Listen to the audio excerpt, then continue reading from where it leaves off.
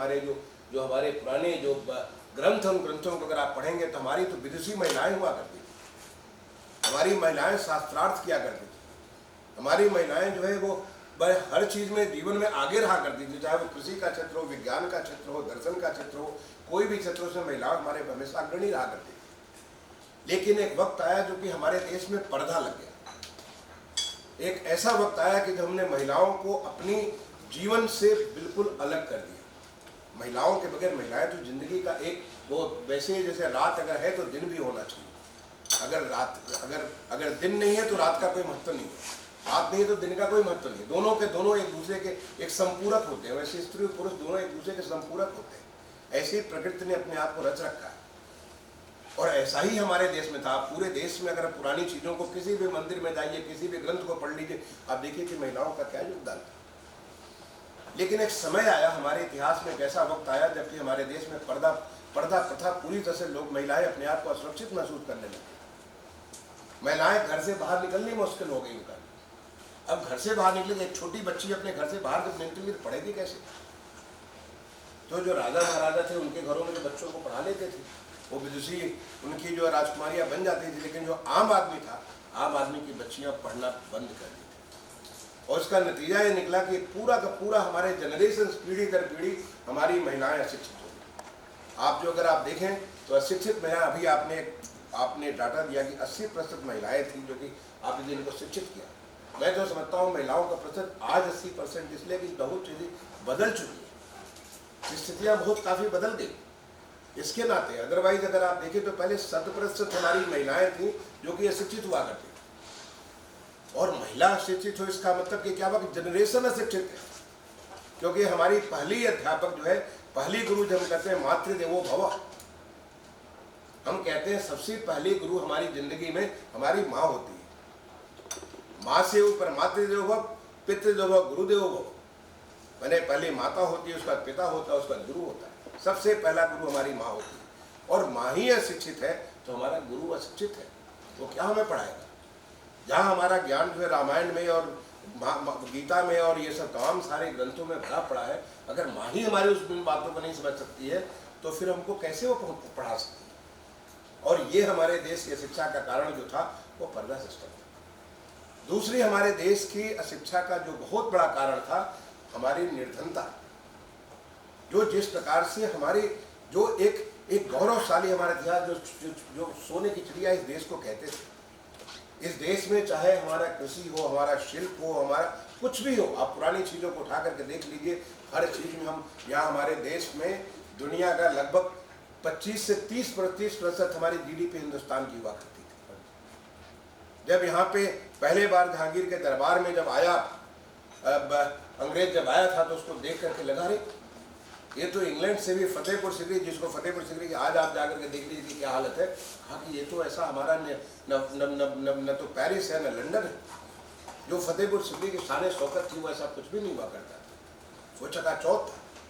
ये हमारे देश की ताकत हुआ करती है। हमारे देश का शिल्प हर तरह, जो हमारे चाहे छोटे छोटे रोजगार हों, चाहे हमारे हर गाँव आत्मनिर्भर हुआ करते हैं, हमारे शहर आत्मनिर्भर हुआ करते हैं, शहर की कितनी अच्छी व्यवस्था हुआ करती है।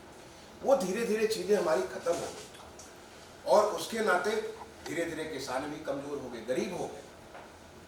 हमारे जो हमारे तमाम सारे जो कल देखिए माननीय प्रधानमंत्री जी ने PM विश्वकर्मा योजना शुभारंभ की है कि जो हमारे 18 अलग अलग किस्म के जो विश्वकर्मा का स्वरूप है, जिन्होंने सृष्टि की रचना की, जिन्होंने ऐसे कारीगर जो कि हमारे शिल्पी, चाहे नाई हो, चाहे धोबी हो, चाहे बढ़ई हो, चाहे सुनार हो, चाहे लोहार हो, चाहे शिल्पकार हो, चाहे ये हमारे मालाकार हो, चाहे वो मूर्तिकार हो, जैसे तमाम सारे लोग, यही हमारी अर्थव्यवस्था का मूल स्वरूप हुआ करता है।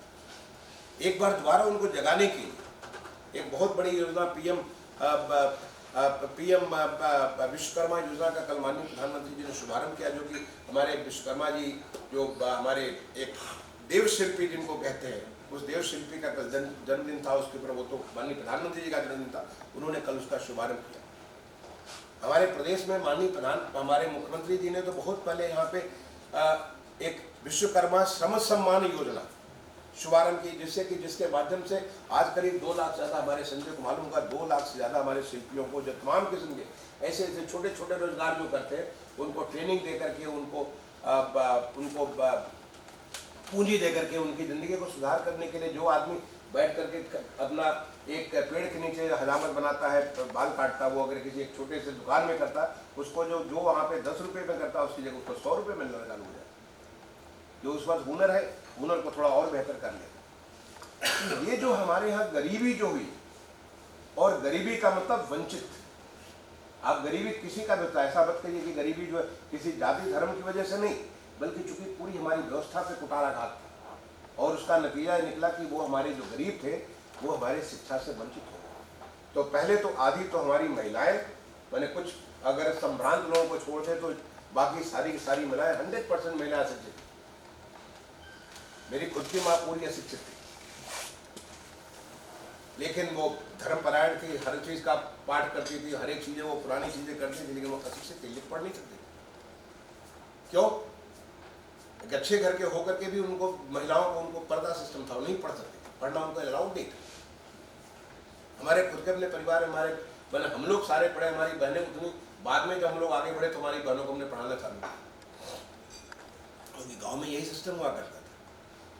तो ये जो पहले तो महिलाएं और उसके बाद वो निर्धन, ये मिला करके हमारे कुल 81% लोग हो जाते थे, 80%, 85%। इसके नाते हमारे यहाँ शिक्षा की, इसके नाते प्रौढ़ शिक्षा की आवश्यकता पड़ी। मैं धन्य है माननीय प्रधानमंत्री जी का, जिन्होंने बेटी बचाओ बेटी पढ़ाओ कार्यक्रम शुरू किया। बेटी पढ़ाओ बेटी बचाओ कार्यक्रम करने से हमारे देश में पहले बार बच्चियों को न केवल उनको एक अधिकार मिला, उनके ऊपर सबका एक ध्यान गया कि हमारी बच्चियां पढ़ेंगी। गांधी जी कहते थे कि एक बच्ची को आप पढ़ाओगे, अगर एक महिला शिक्षित होगी तो पूरी पूरी पीढ़ी, जनरेशंस शिक्षित हो जाएगी। वैसे जैसे कि चाइनीज कहानी कहते हो कि आप एक मछली दोगे तो एक आदमी का पेट भरेगा, मछली मारने का ढंग बना लोगे तो पूरा का पूरा हमेशा के लिए आपका पेट भरेगा। तो एक महिला को अगर आप पढ़ा दोगे तो उस महिला को पढ़ने से पूरा का पूरा परिवार, उस परिवार में एक नया भाव आ जाएगा, नई सोच आ जाएगी। और आज बेटी पढ़ाओ बेटी बचाओ का ये नतीजा निकला कि हमारे जो NFHS की जो हमारे डाटा है उसके मुताबिक आज मैंने मेल फीमेल का जो रेशियो है उन तमाम सारे राज्यों में जहाँ नेगेटिव हुआ करता था, 900 से भी कम, हजार पुरुष पे 900 से भी कम बच्चियाँ हुआ करती थी, आज वहाँ पे भी काफ़ी वृद्धि हुआ। और हमारे प्रदेश में तो बहुत वृद्धि हुआ है। उत्तर प्रदेश का NFHS 5 का जो डाटा है उसमें बहुत ज़्यादा वृद्धि हुआ, लेकिन सभी प्रदेशों में वृद्धि हुआ। उसका नतीजा ये हुआ कि सारी की सारी हमारी बच्चियाँ पढ़ गई।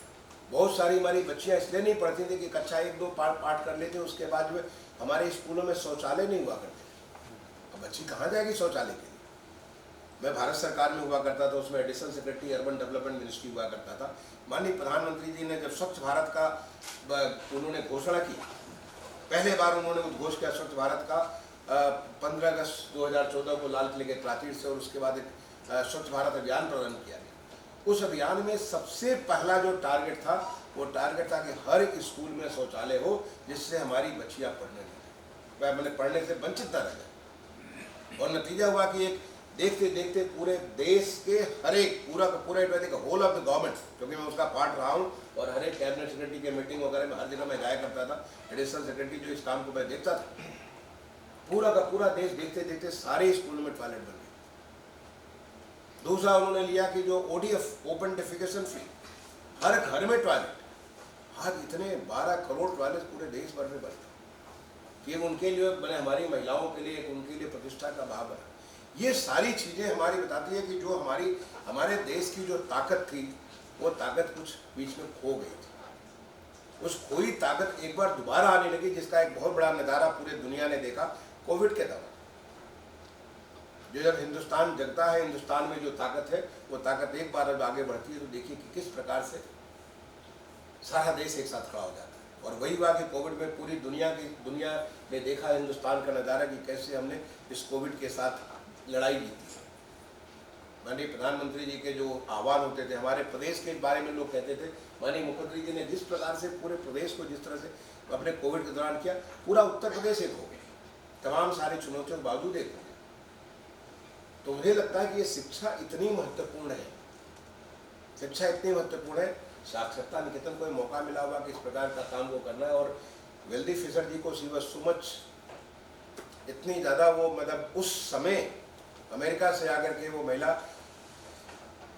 आप आज ये मैं 70 ईयर्स आप बता रहे हैं कि 53 से स्टार्ट किया था, 53 से अब ये 2023, 70 साल से वो चीज़ चली। और न केवल अपने देश के लिए बल्कि दुनिया के तमाम सारे देशों का जिसका आपने वहाँ पे बयान किया, करीब 40,000 लोगों को वहाँ पे ट्रेन किया। तो मुझे तो ये मैं आपसे रिक्वेस्ट करूँगा कि हमें लिटरेसी है